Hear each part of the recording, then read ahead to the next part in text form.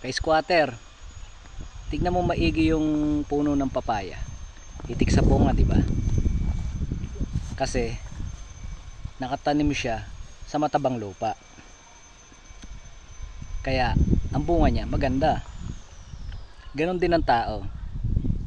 Kapag ikaw nasa maayos na lugar o yung tinatawag na atmosphere, yung mga nakakasama mo, mabubuti, kumbaga laging think positive, ganon ka rin, mamumunga ka rin ng hitik. Ibig sabihin, yung biyaya sa'yo magiging sobra-sobra, lalo na kung ikaw ay nakakaalala sa itaas. So syempre, number one rule, huwag makakalimot sa itaas, kasi siya ang tunay na nagbibigay ng biyaya sa atin. So paano? Yun lang, ayos, 'di ba?